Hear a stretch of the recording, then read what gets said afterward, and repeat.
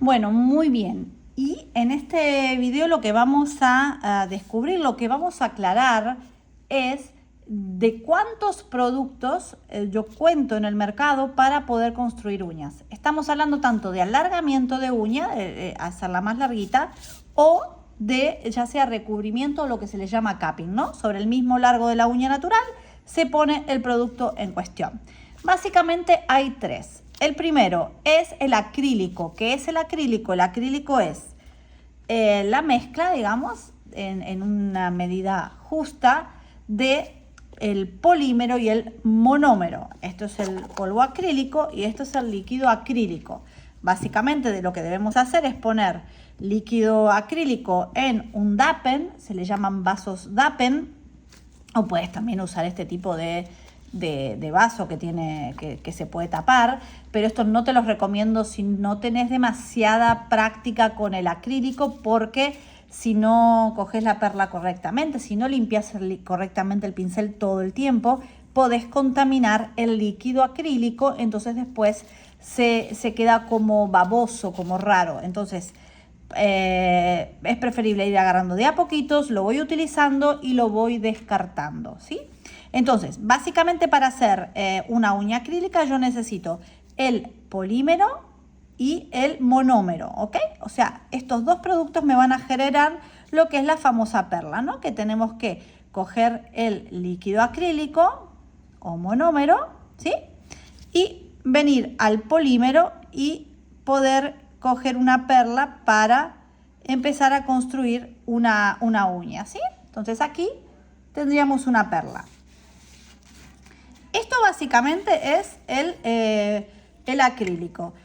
El acrílico se seca al aire, o sea, tiene un proceso de polimerización, como se le dice. Pasa por tres etapas, digamos. Primero es la etapa esta de unirse químicamente, luego se seca, que son esos 3-4 minutos que el producto esto queda duro como una piedrita.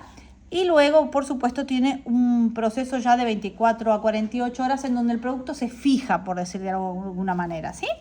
Pero obviamente que la clienta cuando sale ya con las uñas hechas, esmaltadas y divinas, el producto, digamos, está seco. Pero que sepan que todavía necesita un poco de el proceso de lo que sería la fijación. Eso por un lado. Este es el acrílico. ¿Con qué lo manejamos al acrílico? Con un pincel que se le llama Kolinsky. El pincel Kolinsky es un pincel, se le dice Kolinsky porque esto viene de lo que es el pelo del animal de Marta siberiana. ¿Por qué Marta siberiana? Es un animalito como una comadreja salvaje que vive, digamos, al norte de China, Mongolia, digamos, todas esas zonas bien frías de Rusia. Entonces el pelo es un pelo que es muy absorbente, es un pelo flexible, es elástico, es muy resistente a los monómeros, a los polímeros, a todos los limpiadores. Que sepan que un producto de un pelo natural de Kolinsky 100%, o sea, cuando a vos te dicen 100% Kolinsky, te están diciendo que todos estos pelitos son todos del animalito, por un lado. Ahora, vos vas a saber si realmente son todos del animalito si estás pagando, no sé, entre 80, 90 y hasta 100 euros o más un pincel. Porque la realidad es que un pelo natural es carísimo. Todos estos que vemos en el mercado, que si bien nos parecen caros y son caros para comprarlos, por lo general tienen un porcentaje de pelo Kolinsky o un porcentaje de pelo natural. Les digo porque yo además tengo, digamos, una tienda en donde los proveedores me lo ofrecen de esa manera. Me dicen que si quiere 30% pelo Kolinsky, 40% pelo Kolinsky. O sea, me van diciendo el pelo Kolinsky que quiero, y eso por supuesto va variando el precio. Ahora hay una tendencia, en la cual yo me incluyo, de evitar todo lo que es pelos de animales, ¿verdad? Esto de versiones, hay versiones más cruelty free, en donde utilizan más pelos artificiales, por decirlo de alguna manera. Entonces, bueno, en esos casos, este tipo de pinceles obviamente no tienen la misma textura, no tienen el mismo manejo que lo que es un pelo natural, pero cuando estás acostumbrada y ya manejas la perla correctamente, la perla, te puedo asegurar que si bien no tiene esa cosa tan bonita de utilizar un pelo natural, tranquilamente podés trabajar con un pincel sintético, por supuesto, de buena calidad, de alta gama, ¿no? Porque ahí es como los tapados de piel sintética, ¿no? Hay unos que se notan a 200 metros, que es malo, digamos, es sintético, y hay otros que realmente cuesta darnos cuenta si es sintético o es natural, ¿no? Bueno, con los pinceles pasa lo mismo, chicas, así que dicho esto, este es el primer producto con el que yo puedo crear uñas, que es el acrílico, y voy a usar un pincel de pelo Kolinsky y es un producto que seca al aire. Hay que esperar y el producto seca y ya está. Luego tenemos el gel constructor. El gel constructor es un producto que viene directamente en un tarrito. Tiene una textura viscosa. Hay diferentes viscosidades, diferentes tipos de geles en el sentido que pueden ser más viscoso, menos viscoso, más autonivelantes, menos autonivelantes, pero eso ya sería meternos en un tema ya demasiado arduo para lo que es este vídeo. Este producto, ¿ven? Tiene como un manejo que se parece mucho a lo que es manejar la cera depilatoria, quienes han manejado cera depilatoria, ¿sí? Cortar el hilo, poder manejarlo. Este se puede manejar con un spot, que es este tipo de punzones, ¿sí?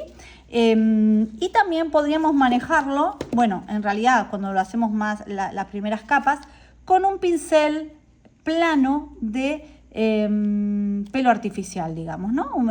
Completamente sintético, por decir. Entonces, este tipo de producto se va construyendo la uña con su protocolo, y para secar se necesita sí o sí ir a lámpara UV. En esta lámpara UV, este producto adentro tiene como unas, podemos decirle, partículas que se le llaman fotoiniciadores, que lo que van a hacer en contacto con la luz van a desencadenar todo un proceso químico de secado, por decir, en donde las partículas del gel empiezan a reaccionar y se empiezan a unir, lo que sería el secado, y esa fricción es el calor ese que a veces sentimos cuando metemos la mano en lámpara, ¿no? Esto, por supuesto, está atado a otros factores como la potencia de la lámpara, la sensibilidad de la persona, el estado de la salud de la uña. Pero bueno, esto se da con estos productos porque estos productos hacen esa reacción química al momento del secado. Y como les decía, con un pincel plano o con un punzón podemos trabajarlos. Luego tenemos el poligel o acrigel. Ustedes me dirán por dentro, pero no es lo mismo. No, claro, y yo sé que no es lo mismo y hay unas ciertas, por decir, moléculas diferentes, pero hoy en el mercado prácticamente se los conoce como lo mismo porque encima tienen el mismo manejo. Entonces, en el mercado se los conoce prácticamente poligel, acrigel como lo mismo. Si bien también la textura cambia un poco, se los conoce como de lo mismo. La textura del poligel a veces viene en este tipo de, digamos, de pomo, por decirlo. En Argentina le decimos pomo, no sé cómo lo conocerán ustedes, este tipo de envase, y puede venir también así. A mí me gusta así, pero es verdad que a veces en el envase uno puede llegar a sacar todo hasta el final, porque cuando queda aquí es muy duro y a veces no lo podemos quitar, hay que terminar cortándolo de aquí y sacarlo con una espátula, ¿sí? Este producto lo podemos manejar, chicas, con pincel plano sintético, estos que vienen con un tipo de espátula para poder sacarlo. Con esto lo vamos a depositar y vamos a empezar a trabajar el producto. También podríamos trabajarlo sacándolo con una espátula o poniéndolo directamente sobre la uña con un pincel Kolinsky. ¿Cómo es esto? Yo lo que tengo que hacer con este producto básicamente es siempre mantener mi pincel humedecido para poder trabajarlo. Ustedes me van a preguntar, ¿pero con qué lo manejo? ¿Con alcohol? Bueno, lo ideal es manejarlo con el producto, con el líquido que venga, si ustedes trabajan una marca, si esa marca les propone un líquido para su poligel o acrigel, compren ese líquido de la marca porque tiene como una comunión, digamos, para poder trabajarlo correctamente. Hay marcas que no te dan el líquido, o sea, manéjalo. Entonces, algunos lo hacen con alcohol, lo ideal sería un alcohol isopropílico más que el alcohol etílico de farmacia normal, pero bueno, es cuestión de probar. Y si no, lo ideal es manejarlo con un cleaner, el que usamos al final para quitar la capa pegajosa, pero un cleaner que sea lo más transparente posible, que no tenga ningún tipo de pigmentos, que no tenga demasiado olor, o sea, que no tenga aceites adentro, ¿no? Porque la fragancia al final está aportada por los aceites. Entonces, podemos manejarlo con eso. Es manejarlo, no es embeber el pincel y llenar este producto de líquido, porque si no se les va a poner pegajoso. Es solo para manejarlo, para llevarlo, para moldearlo. Es solo mojar el pincel, sacar el exceso de humedad y poder trabajar el poligel. Así que básicamente estos entonces son los 3 productos con los que se cuenta para poder hacer uñas. No hay más, no hay más, no hay más.